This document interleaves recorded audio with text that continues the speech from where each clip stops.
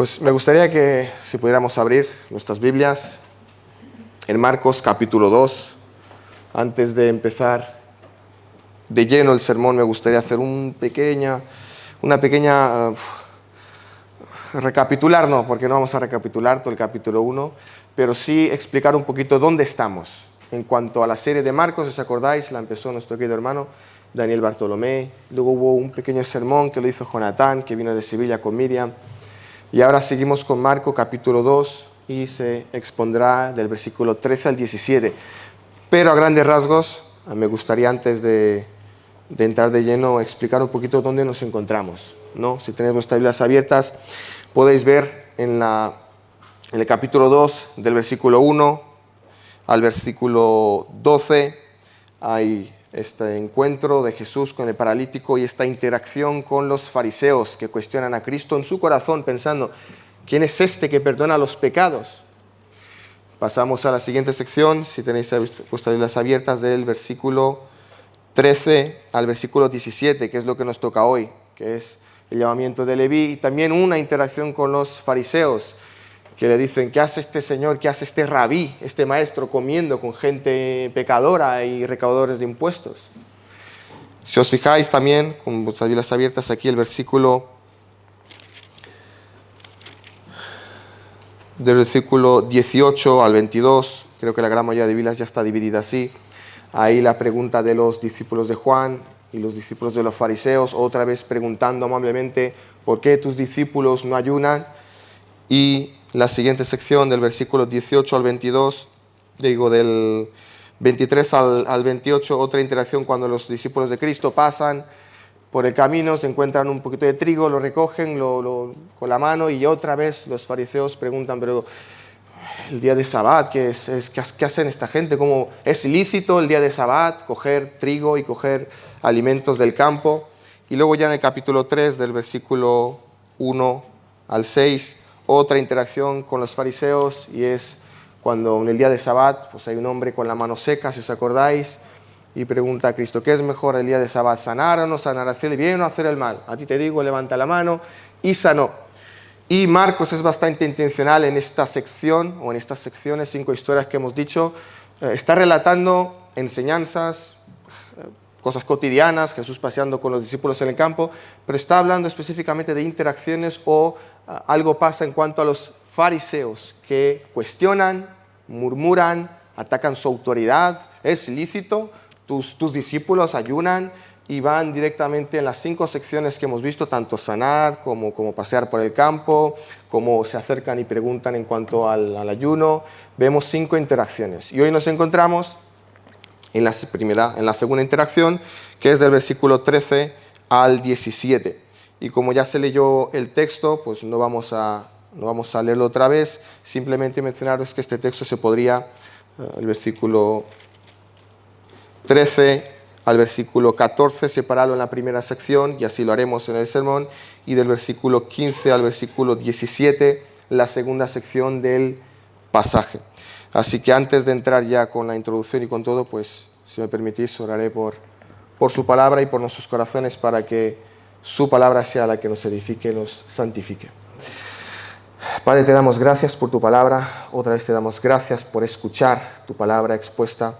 Te pedimos que nuestros corazones estén atentos, nuestras mentes estén atentas y podamos escuchar tu voluntad revelada. Tú has escrito, nos has revelado y tenemos, qué privilegio, tenemos tu palabra escrita y traducida y podemos estudiarla y predicarla, podemos cantarla, podemos orarla y ser guiados por ella en nuestras vidas. Te pedimos también que tú me ayudes a poder fielmente explicar y que el punto principal del pasaje sea el punto principal del sermón, y que los hermanos sean edificados y que entiendan mejor tu palabra y lo que está escrito en Marcos capítulo 2. Oramos en nombre de Cristo. Amén. Amén, hermanos. Pues me gustaría ya para empezar con una pequeña introducción, aparte de la pequeña introducción, ¿no?, de la serie, con una serie de preguntas en cuanto a la dignidad. Sinceramente, inconscientemente o conscientemente, ¿creemos que hay gente más digna de ser salva? O mejor dicho, ¿hay gente más digna de formar parte de tu iglesia que otra? Como que sí, que sean salvos, pero que, no sé, que congreguen en otro sitio. Y dejarme daros, he cogido 3 ejemplos, ¿no?, de nuestras vidas.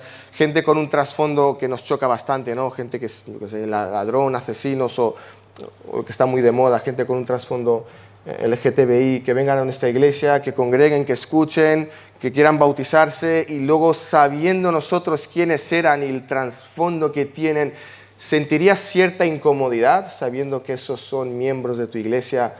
Varones y mujeres que están aquí a nuestra derecha, a nuestra izquierda, congregando todos los domingos, cantando, sabiendo quién eran.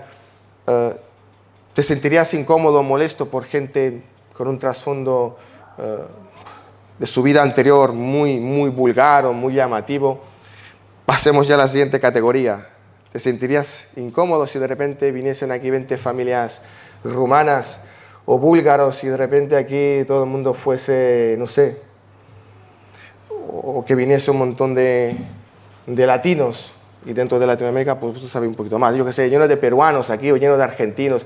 ¿Sería algo incómodo para alguno de nosotros que, no sé, que alguien te preguntara, ¿tú, a qué iglesia vas? Ah, no, la que está, yo qué sé, ahí al lado de la Bacus, al lado de la Rambla, ahí en el centro de Sabadell. Ah, sí, esa iglesia que está llena de gitanos. Y tú, sí. Esa iglesia que está llena de brasileños, es que están por todas partes. Sentiríamos, ya sé que en cuanto a la salvación, como que, bueno, sí, pero mejor en otra iglesia. O gente pobre, aquí la gran mayoría somos pobres, pero imagínate que vienen a alguien con un coche que yo que sé, que 20 años o algo así, un clásico ya, gente muy simple, muy humilde, muy... ¿Sentirías vergüenza?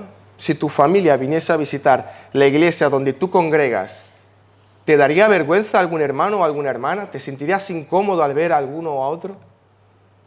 Y ya con esta introducción me gustaría ya pasar al primer versículo, y el primer versículo, Marcos capítulo 2, versículo 13, dice lo siguiente. Después. Y otra vez estoy obligado a hacer como una pequeña recapitulación. ¿Qué es después? ¿Después de qué? Después volvió a salir al mar y toda la gente venía a él y les enseñaba.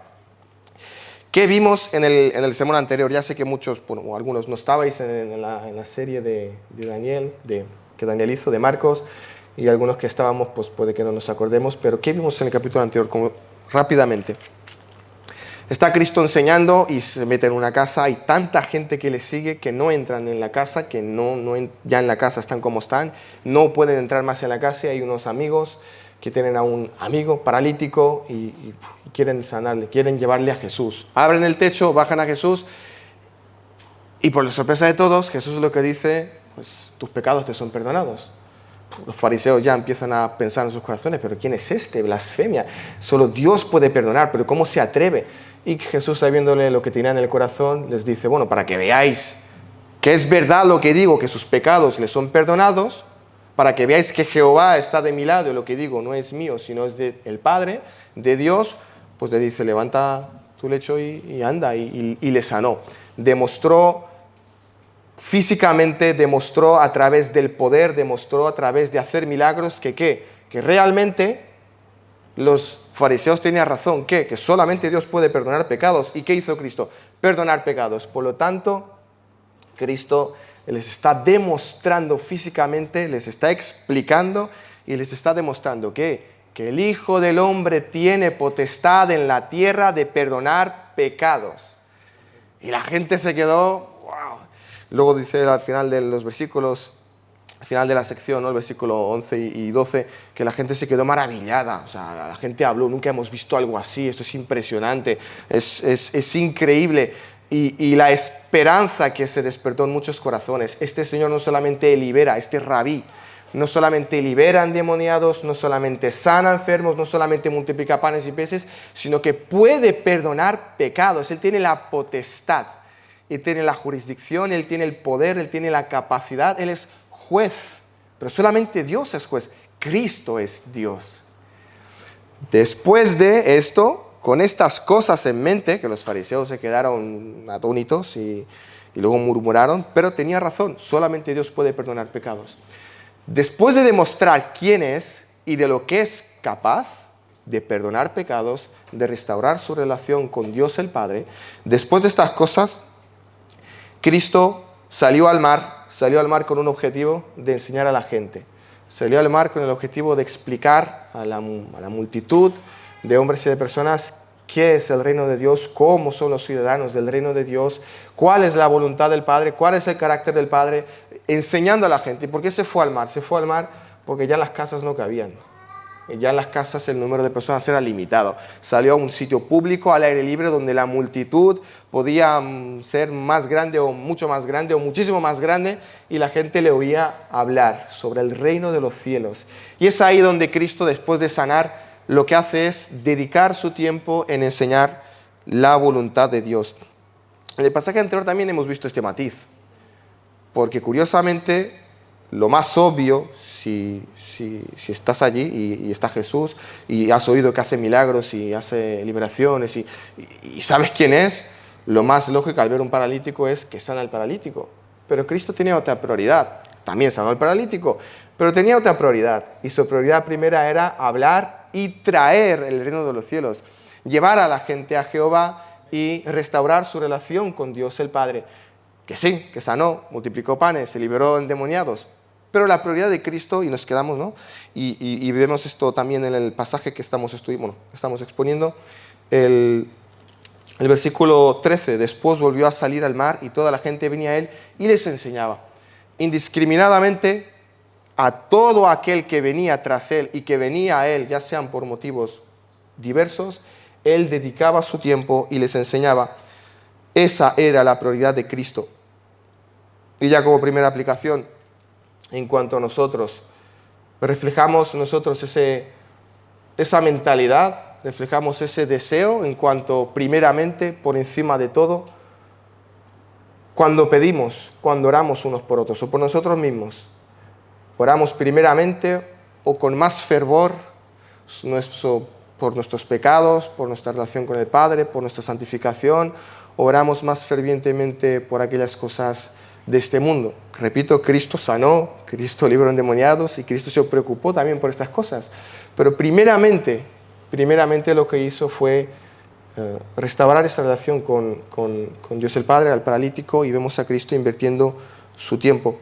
Hermanos, no podemos saber lo que hay en el corazón de los demás. Sería fácil juzgar. No podemos saber lo que cada uno busca y desea en lo más hondo de su corazón, pero vemos obras. Vemos donde dedicamos más tiempo, donde dedicamos más dinero, donde dedicamos más ganas, nuestro tiempo de más calidad, donde lo pasamos, qué hacemos, con quién pasamos tiempo, qué buscamos en esta vida.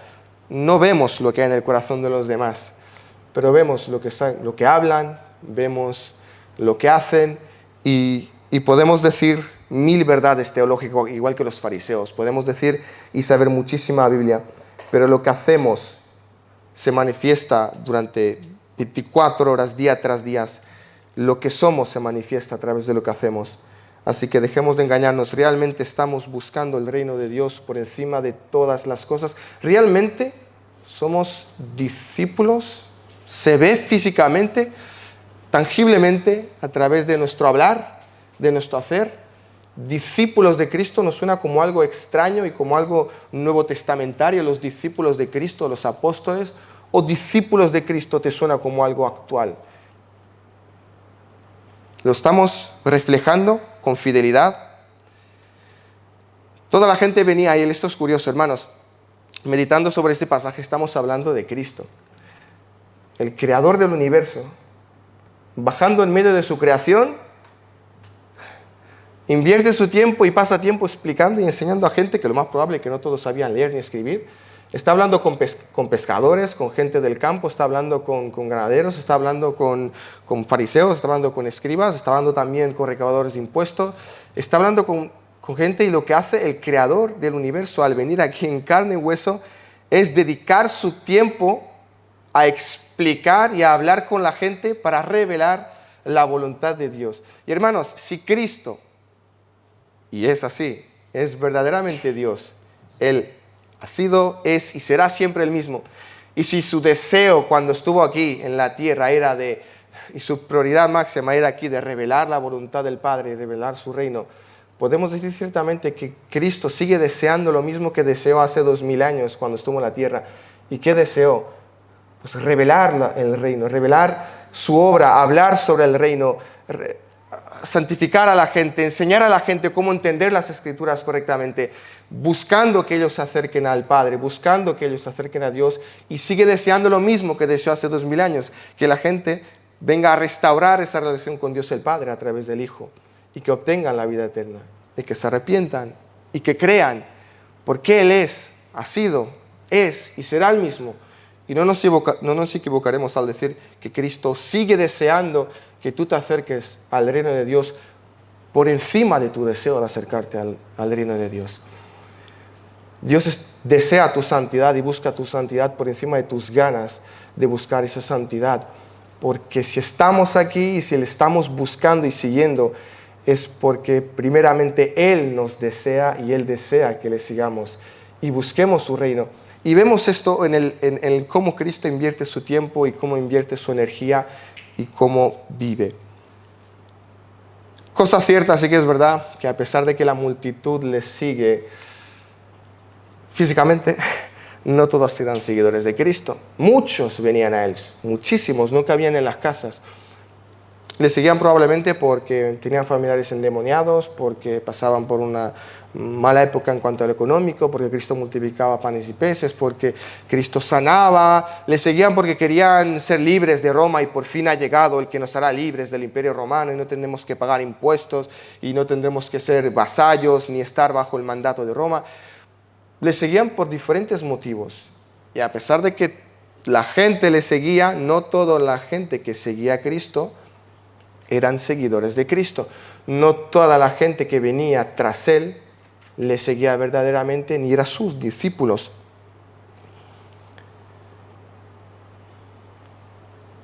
Querido oyente, ¿cuál es tu actitud en cuanto al seguimiento, en cuanto al seguir a Cristo? O al venir a la iglesia, ¿venimos o vienes porque tus padres te educaron así, porque está bien venir y está bien asistir a una iglesia? ¿Sigues a Cristo porque tu esposa pues tiene que venir y la acompañas con el coche? ¿Sigues a Cristo y vienes a la iglesia y vienes y te acercas al pueblo de Dios porque tus circunstancias, tu esposo, algún familiar tuyo o simplemente por educación y por modales vienes y asistes a una iglesia? ¿O por qué sigues a Cristo? ¿Por qué vienes y escuchas sobre sus enseñanzas? ¿Por qué estás siguiendo a Cristo? Porque la multitud de personas le seguía. Y tenían sus motivos, lícitos o ilícitos, venían tras Él, porque tenía el poder. Pero no todos eran sus discípulos.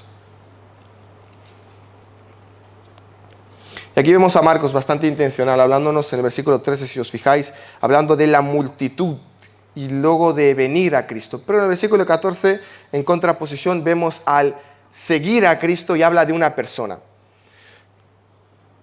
Venir a Cristo, seguir a Cristo. Y nos explica en el versículo 14, y al pasar vio a Leví, hijo de Alfeo, sentado al banco de los tributos públicos y le dijo, sígueme. Y levantándose le siguió. Aconteció que estando Jesús a la mesa en casa de él, de Leví, muchos publicanos y pecadores estaban también a la mesa juntamente con Jesús y sus discípulos, porque había muchos que le habían seguido. Y aquí nos encontramos ya con Leví, versículo 14. Leví estaba en su puesto de trabajo, nos dice las Escrituras que estaba sentado al banco de los tributos públicos. Leví era un recaudador de impuestos y como sabéis, Roma había conquistado Judea, ahora estaban siendo, pues eran vasallos, era una anexión más de su territorio y tendrían que pagar impuestos, taxas, sobre todo la gente que comerciaba, que entraba y salía para comerciar, los que vendían y los que compraban. Y aquí tendría un nuevo oficio, que eran los recaudadores de impuestos, y este es Leví. Leví estaba a la entrada y su trabajo consistía, catalogado por mucha gente como traidor, su trabajo consistía en trabajar para el conquistador que los conquistó y los humilló, y ahora como que mucha gente veía a Leví como un traidor. Él es de Roma, él trabaja para Roma y encima coge nuestro dinero y se lo entrega a Roma. Y ya ni hablamos del hecho de que muchísimos recaudadores de impuestos, pues como al cobrar ellos literalmente los impuestos, pues o inflaban el precio o se cobraban su comisión, o habían favoritismos, o habían engaños, o había extorsión, y muchísimos fariseos condenaban a los publicanos y a los recaudadores de impuestos como algo impuro, como algo digno de ser rechazado, porque ellos van en contra de nuestro imperio, van en contra de nuestro rey, de nuestro imperio, ¿no? de Judea, y están con los conquistadores, con los romanos. Vemos a Leví presentado, o dentro de la categoría, si lo podemos llamar así, dentro de la categoría de los marginados en aquella sociedad, eran dignos de ser rechazados, sobre todo teniendo en cuenta que los fariseos y los escribas constantemente hablaban de es lícito, no es lícito, está bien, no está bien, de lavamientos, de rituales, de inmundicia. Y entonces ese concepto ya los tenía muy catalogados a los recaudadores de impuestos como alguien inmundo, como alguien impuro. Curiosamente vemos a Cristo, vemos a Jesús pasando por delante de la mesa de su puesto de trabajo y dice una sola palabra. Y nos puede parecer un poco extraño, ¿no? Sígueme. Y se levantó y le siguió. Ahora sí que es verdad que si miramos el contexto de lleno nos podemos entender un poquito más. La multitud que seguía a Cristo era tan grande que no cabían en casas, que se tenía que ir al mar. Había tantísima gente que el capítulo anterior, en el pasaje anterior hemos visto que la muchedumbre, la gente se quedó boquiabierta, asombrada por los milagros de Cristo. Y Leví estaba en la puerta. Obviamente Cristo no era un don nadie en aquella época, la gente hablaba de él, la gente comentaba sus enseñanzas, hablaban sobre sus milagros, se quedaron asombrados. ¿Quién es este? Por fin llegará alguien que nos haga libres del imperio romano, por fin llegará alguien que puede darnos de comer y puede sanarnos, y por fin está alguien aquí y es el enviado de Dios y habla de Jehová, habla del Padre, habla del reino de Dios, y la gente ya sabía quién era. Leví, con toda probabilidad, había escuchado de Jesús, si no, posiblemente hubiera hecho parte de algunos de la multitud que seguía a Cristo, que venía tras él, la habría visto, habría escuchado de él, y ya sabría algo de las parábolas de Cristo, las enseñanzas de Cristo, habría seguramente escuchado o físicamente de él, o de otros en sus casas hablando de Cristo, en el comercio, en donde se vendían las cosas, en la entrada del pueblo, en la entrada de la ciudad, donde estaban los recaudadores. También seguramente había escuchado sobre ese rabí tan famoso que era Jesús. Así que no es de extrañar que Jesús pase por delante y que Leví sepa quién es Jesús. Y no es de extrañar que Leví que Jesús le diga, sígueme, y que Leví, sabiendo quién era ese hombre, se levantara y le siguiera. También hay que entender que Cristo, pues, como es Dios, tenía la capacidad de conocer los pensamientos de los hombres. Ya lo vimos en el pasaje anterior en cuanto al paralítico. Dice el texto que simplemente los fariseos cavilaban, pensaban mal en su corazón, ni habían abierto la boca, pero ya Cristo sabía lo que había en el corazón del hombre, ya Cristo sabía lo que había en su mente, antes de abrir la boca, sabía lo que iba a decir. En cierto sentido también entendemos que Cristo sabía lo que había en el corazón de Leví, pero ¿qué había en el corazón de Leví? Porque el autor es bastante intencional en comparar versículo 13 con 14, en ver a la multitud que venía tras Cristo y a un hombre que sigue a Cristo. ¿Qué había entonces en el corazón de Leví y qué diferencia había con los fariseos? Porque toda la multitud escuchaba las mismas enseñanzas, toda la multitud escuchaba las mismas explicaciones, toda la multitud veía lo mismo. Cristo tiene el poder de perdonar. Para que veáis que el Hijo del Hombre tiene potestad para perdonar los pecados, pues he aquí, hizo un milagro. Pero no todos creían que Cristo tenía la potestad. No todos creían que Cristo, o tenían un mal concepto de Cristo como simplemente un profeta, o simplemente un enviado de Dios. Pero este rabí no puede ser el Hijo de Dios. Este rabí no puede traernos perdón para nuestros pecados. O tenían un concepto diferente. No todo el mundo creía a Cristo.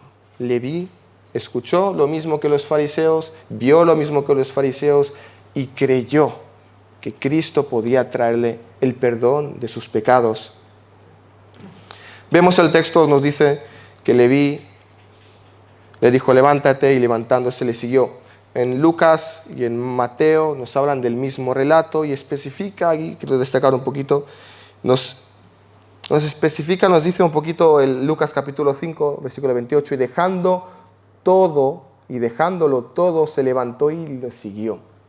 Aquí vemos a Leví haciendo algo que muchos de los seguidores o todos los seguidores de Cristo hacían, que era dejándolo todo.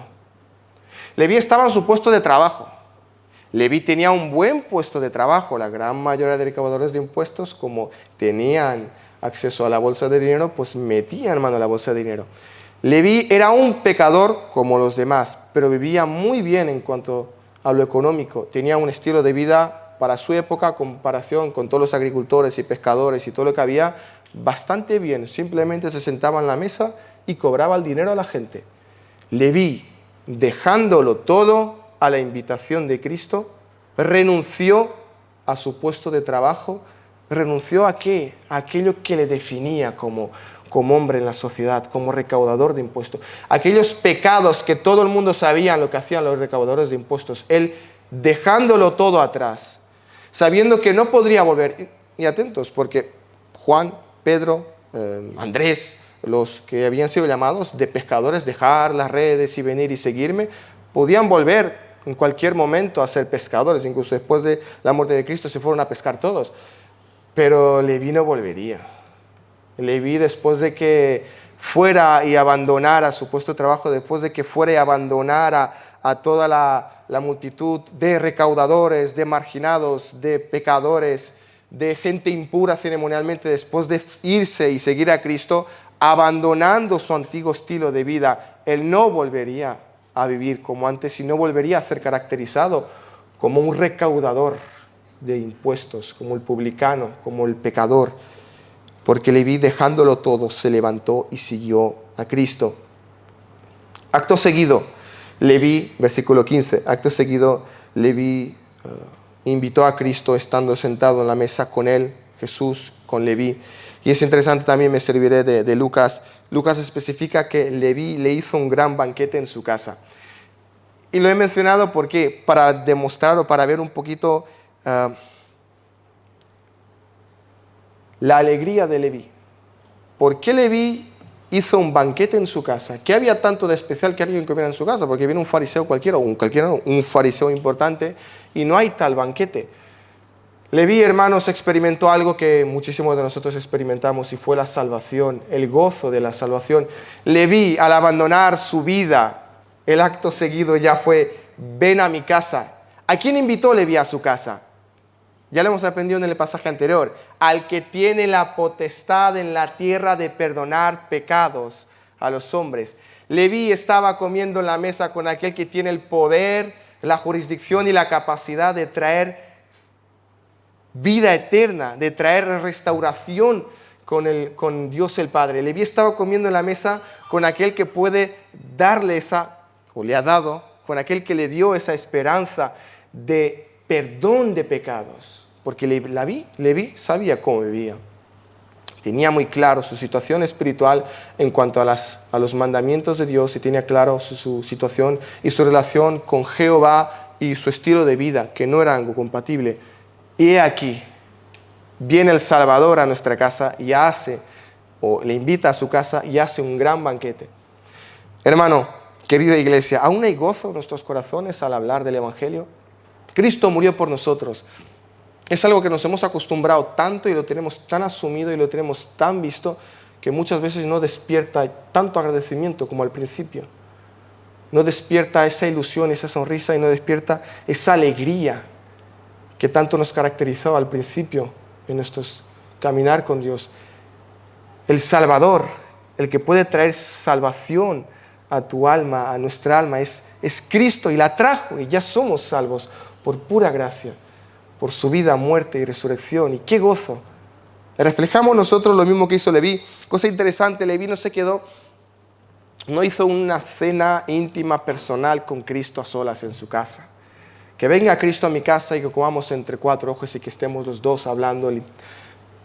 esa alegría se manifestó invitando a todos los pecadores, a todos los amigos que él tenía, a todos los recaudadores de impuestos, tanto empleados como jefes, invitando a todos los pecadores, que ya explicaremos, desde un punto de vista ceremonial, a toda la gente marginada y condenada en ciertos sentidos por los fariseos. Levi dijo, es que venid todos a mi casa. Esto también es un acto que Leví aprendió de Jesús. ¿Qué hizo Jesús? Se acercó, para nosotros no es tan chocante, pero se acercó a un recaudador de impuestos, a un traidor de la patria, a uno que era condenado por toda la gente. Y es condenado y todo el mundo estaba de acuerdo con los fariseos y con los escribas. Es que esa gente trabaja para el enemigo. Esa gente se está quedando nuestro dinero y no viene un romano a cobrarnos impuestos. Son los nuestros que nos cobran impuestos. Y va Cristo e invita a Leví, a un recaudador de impuestos, se acerca a Cristo a los más marginados, a los menos indignos según aquella época, y le dice, ven, sígueme. Leví hace lo mismo. Invita a todos los indignos, según aquella época, aquel concepto es a los marginados, y le dice, venid a mi casa, porque en mi casa está el Salvador, está aquel que puede traer perdón de nuestros pecados. Venid a mi casa y venid a Cristo. Lo que estaba haciendo es imitar, en cierto sentido, lo que Cristo hizo con él, acercarse a los más indignos, a los menospreciados, a los traidores de la patria. Venid y comer con aquel que puede traeros el perdón de vuestros pecados, con aquel que puede sanaros.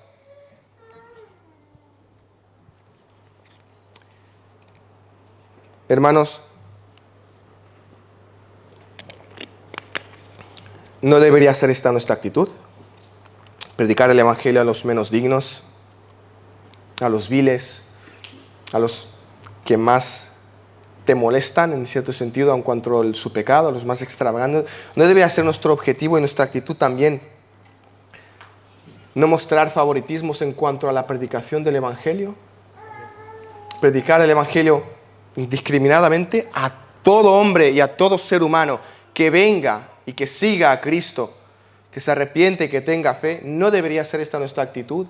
Hacer lo que Cristo hizo y predicar a todo tipo de personas, indiferentemente de su estatus, de su economía, de su etnia, de su situación, de su trasfondo pecador, de su.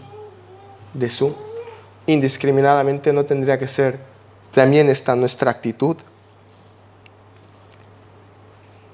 Siguiente sección, versículo 15 al 17, aunque en cierto sentido el 15 ya lo hemos explicado y aplicado.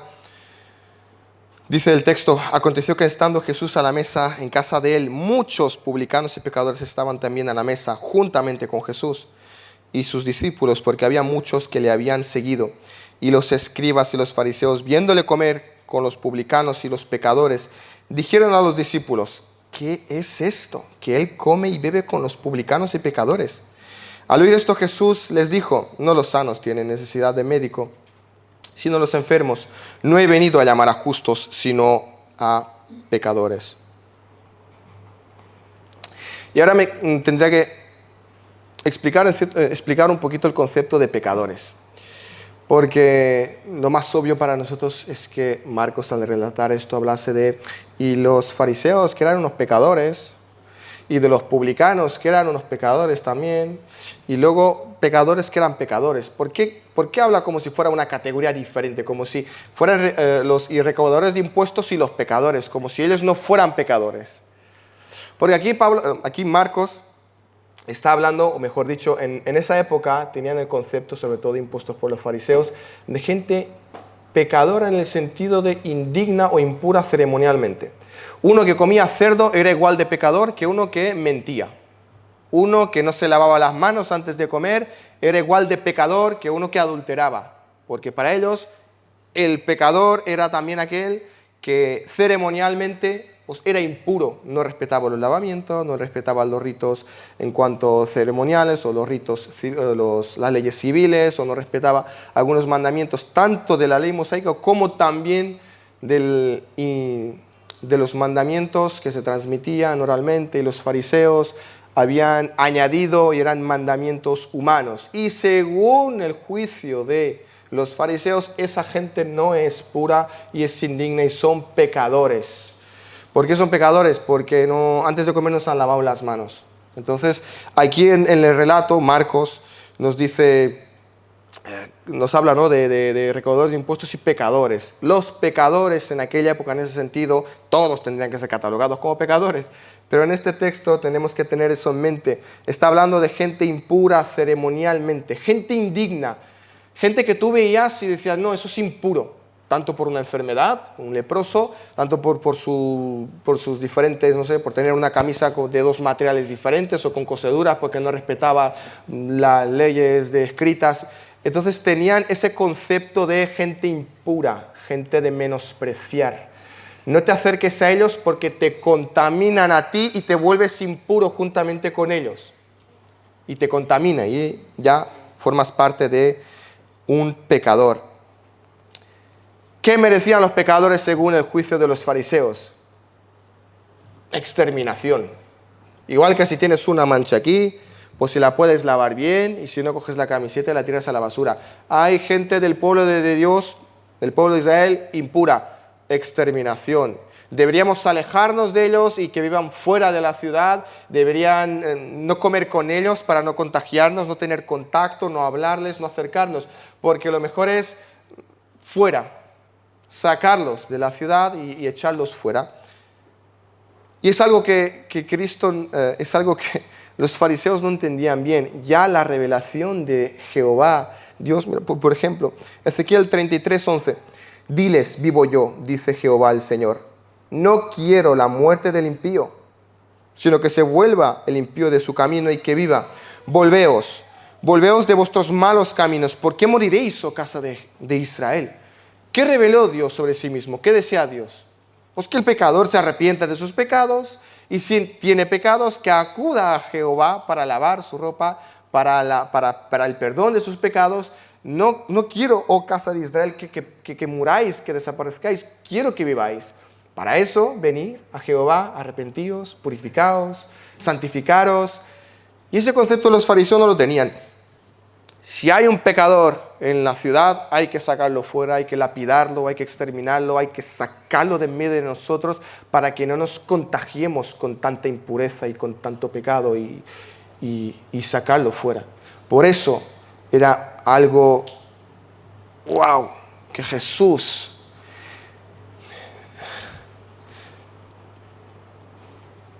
era el enviado de Dios, eso decía, y luego va y come con gente pecadora e impura.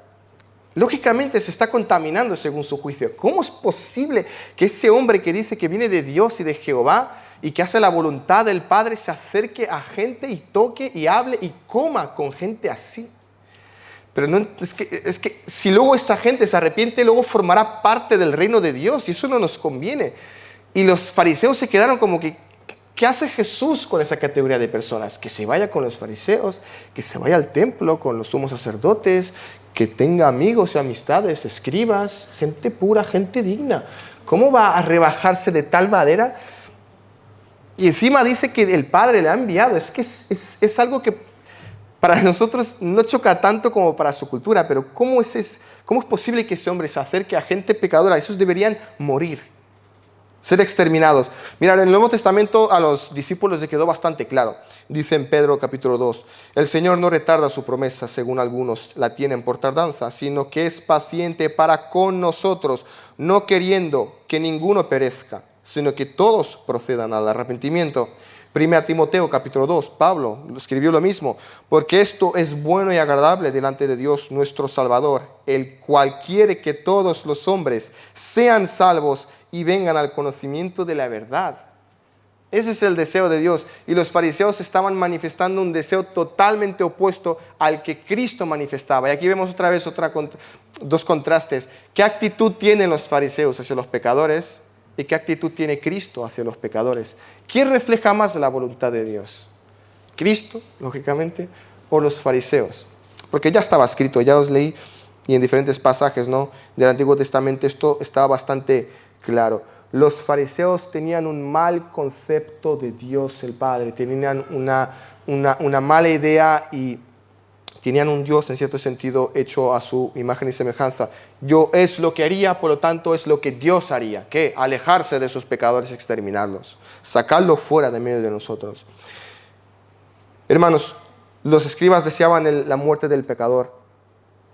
¿Qué siente tu corazón al pensar en ciertos pecados y ciertas injusticias? Es que verdaderamente ese hombre merecería morir. Es que verdaderamente por lo que hizo, ese hombre o esa mujer o esa persona debería morir. ¿Merecen esos hombres el perdón de Dios? ¿Merece ese hombre el perdón de Dios? ¿Tenemos ese pensamiento igual con los fariseos? De gente menos digna para el perdón de Dios.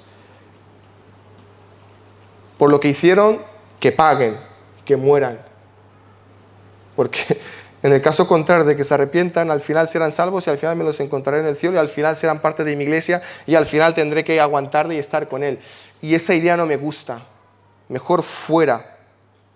Mejor lejos de nosotros. Mira qué pecados tan extravagantes. Muerte, alejamiento. Yo no quiero estar al lado de una persona así. Pero Dios quería la restauración de su pueblo. Quería arrepentimiento y fe, que acudan a mí. Oh, casa de Israel, no quiero que muráis. Venid, vivid. Venid a Jehová. Luego la actitud o la dificultad, porque vemos en el texto, y aconteció que Jesús estaba en la mesa con él, muchos publicanos y pecadores estaban también en la mesa juntamente, y luego los discípulos estaban en la mesa con Cristo y con los fariseos. Los discípulos estaban en la mesa con Cristo, con los recaudadores de impuestos y también con los pecadores, ceremonialmente hablando. ¿Os imagináis quién eran los discípulos de Cristo en aquel momento? Lo dice, Jesús llama a los pescadores, llama a Pedro, llama a Simón en aquel entonces, llama a Andrés, su hermano. Vemos en el capítulo 1, pasando versículo 19 y pasando de allí un poco más, delante vio a Jacobo, hijo de Zebedeo, y a Juan, su hermano, también ellos estaban en la barca, y las redes, y Jesús los llama a seguirles. En ese momento habían sus discípulos, que eran pescadores. ¿Qué hacen esos pescadores? Pues comerciar, vender el pescado. ¿A quién tenían que pagar tributo e impuestos esos pescadores?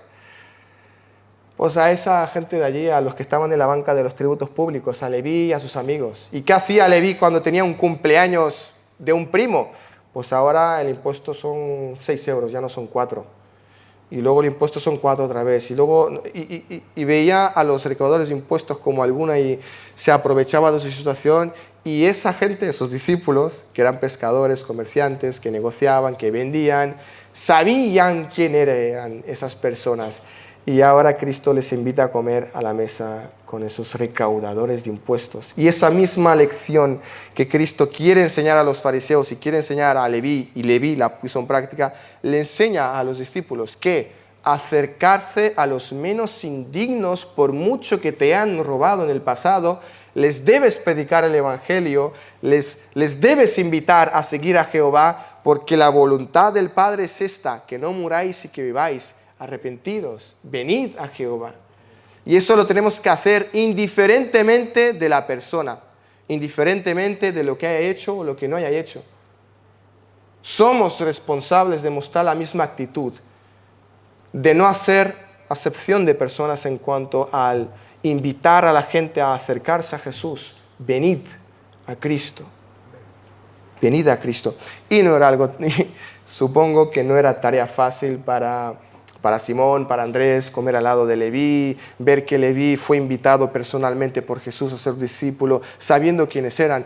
Pero esa es la lección, y ya la hemos visto citando a Pedro en su carta, lo que aprendieron y lo que pusieron en práctica, porque esa es la voluntad de Dios. Y luego también vemos en este texto, en el versículo 16 para abajo, vemos un detalle que ya no quiero... vemos un pequeño detalle de malicia en los fariseos. Fijaos lo astutos que son. Se acercan a los discípulos y dijeron a sus discípulos, ¿qué es esto que él come con los publicanos y con los pecadores? Hermanos, los discípulos eran suficientemente malvados para no ir directamente a Cristo y preguntarle, sino ir a sus discípulos y decirles, este es vuestro rabí, vuestro maestro. ¿Qué es esto que él come con gente impura y con recaudadores de impuestos que os han robado durante tantos años? ¿Qué es esto que vuestro maestro y vuestro salvador está allí comiendo y bebiendo y está en la casa de Leví? ¿Ahora os juntáis con esta clase de personas? Y no fueron directamente a Cristo para preguntarle. En el caso del ayuno se acercan y le preguntan. Aquí van sembrando discordia y van atacando, van en cierto sentido hablando mal de Cristo para crear desconfort, desconfianza y poder minar ese deseo de seguir a Cristo. Y ya que supongo que las aplicaciones en nuestro caso serían muchísimas y variadas, ¿qué podemos aprender en cuanto a la mala actitud y a la malvada actitud de los fariseos? En cuanto a, no sé, cosas cotidianas que pueden pasar en nuestra iglesia, ¿qué es más sabio? ¿Hablar directamente con el pastor, los pastores, o con el responsable de, o simplemente hablar un hermano con otro, una hermana con otra y generar y transmitir esos malos pensamientos y transmitir esa mala actitud? ¿Qué podemos aprender a no hacer de los fariseos, que ellos hicieron muy bien? Pues no ser malvados ni ir como ellos haciendo, generando discordia entre los seguidores de Cristo. Al oír esto, versículo 17, Jesús les dijo: los sanos no tienen necesidad de médico, sino los enfermos. No he venido a llamar a justos, sino a pecadores. Y hay un texto que se cita, pero Cristo no está citando, Éxodo 15, 26, porque yo soy Jehová tu sanador. Porque en yo soy Jehová tu sanador está puesto el acento en Jehová tu sanador. Pero aquí Cristo habla diferente. Aquí Cristo lo que quiere es destacar la mala actitud y el mal entendimiento de los fariseos. ¿Qué les dice? Los sanos no tienen necesidad de médico. Vale, pero los sanos no tienen necesidad de médico. La gente justa no tiene necesidad de un salvador. ¿Qué quiere destacar en esta frase? ¿Qué mala actitud están mostrando los fariseos y mucha gente, como ya hemos dicho al principio, que venía tras Cristo, pero no era literalmente un seguidor de Cristo? Hermanos, ellos se consideraban justos. ¿Para qué un salvador si no hace falta que me salve nadie? ¿Para qué un salvador si mis pecados no son tan graves?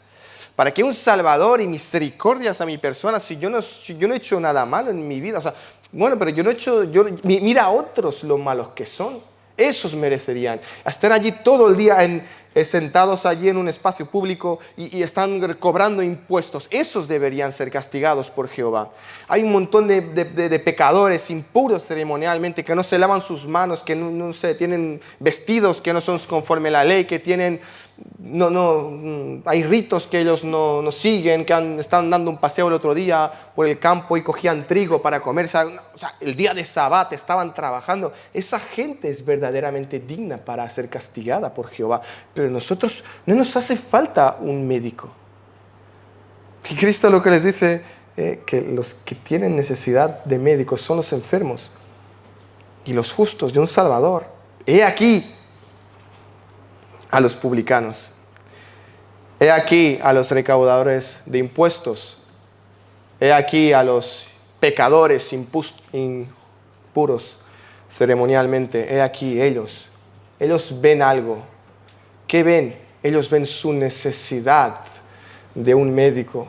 Y es por eso que seguían a Cristo, y es por eso que los fariseos no seguían a Cristo. Le hemos dicho ya, escuchaban las mismas enseñanzas, escuchaban las mismas explicaciones, veían los mismos milagros, y peor todavía, porque los fariseos conocían las Escrituras y sabían que en Cristo se cumplían muchísimas profecías y muchísimas cosas del Antiguo Testamento, pero no creían, porque ellos no veían su necesidad de un Salvador.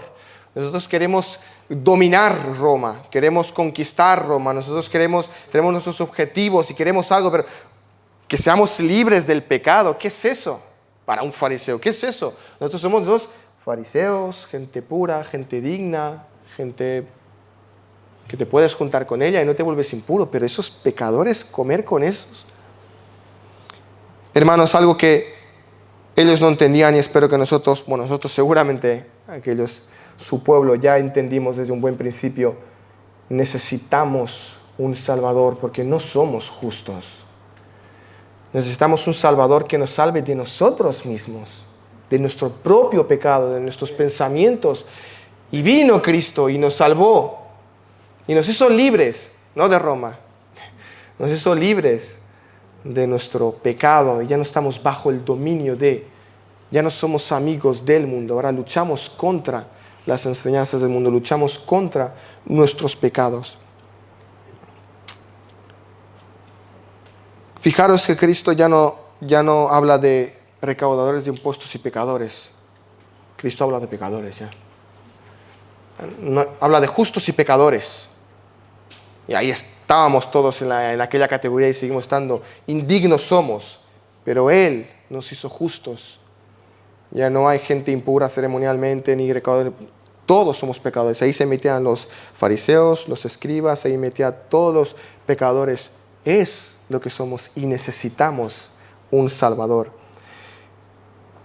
Y ya como conclusión al texto, hermanos, Jesús nos identificó a todos como pecadores, cegados, sobre todo a los fariseos, cegados por su propia justicia.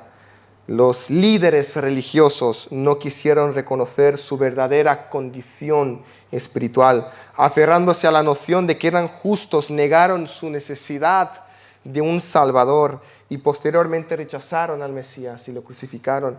Por el contrario, el mensaje del Evangelio es para aquellos que reconocen y admiten que no son justos. El mensaje del Evangelio es para aquellos que admiten que no son justos. Por esa razón, el ministerio de Jesús se centró en aquellos que eran muy conscientes de su propia condición desesperada, los publicanos y pecadores, que en aquella sociedad judía ellos no se jactaban de ser justos. Ellos no iban al templo diciendo, Padre, yo he ayunado, Dios, Jehová, yo he ayunado, yo he respetado tal mandamiento, yo he hecho tal cosa, yo no soy de despreciar como ese publicano que está allí, yo no soy como el otro. Ellos no iban jactándose. Los publicanos, los recaudadores de impuestos, las prostitutas, los impuros ceremonialmente, la gente era consciente de su necesidad de un Salvador. En consecuencia, ellos entendían y estaban maduros para el Evangelio. La gloria del Evangelio es que Dios recibe a pecadores indignos. El perdón no se le concede a individuos porque creen ser suficientemente buenos para ganarse el cielo, sino a quienes que saben que no lo son y creen que Jesús los hizo dignos, que Jesús ganó esa salvación por nosotros. El escándalo de la gracia es que Dios salva a aquellos que no lo merecen. Pero es que nadie lo merece. Nadie es digno. Nadie es mejor que otro en cuanto a la salvación. Y no hay favoritismo en el sentido de lo que hemos dicho. No hay buenas obras que te lleven a ser justo delante de Dios. Los sistemas de obra de justicia requieren que las personas obtengan el favor divino a través de su propio esfuerzo. Pero esa es una tarea imposible.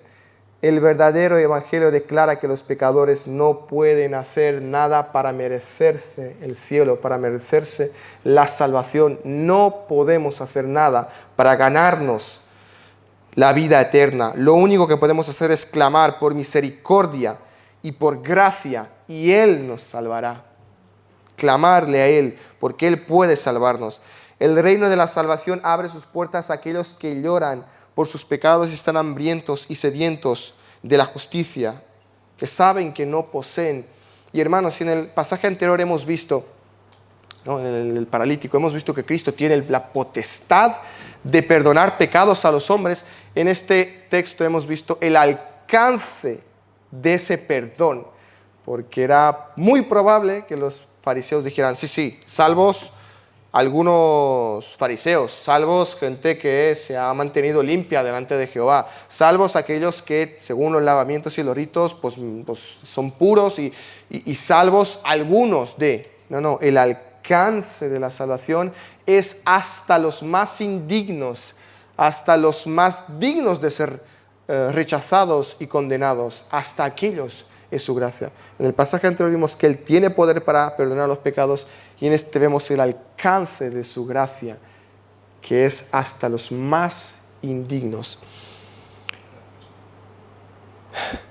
En esta sección damos a conocer, o se dio a conocer, que el perdón de Dios se extiende hasta todos nosotros, gente indigna y pecadora, gente digna de menospreciar según nuestros muchos malos pensamientos, muchas malas actitudes que hemos demostrado, y la gracia de Dios nos ha alcanzado. Y gloria a Dios por eso. Amén. Y con esto concluyo el sermón y os pediría que meditásemos en su gracia, meditásemos en las actitudes pecaminosas que hemos mostrado, igual que los fariseos, y que podamos venir a Dios asombrados por la gracia que nos ha mostrado a cada uno de nosotros. Y qué gracia es aquella que nos trajo vida eterna. Amén. Meditemos.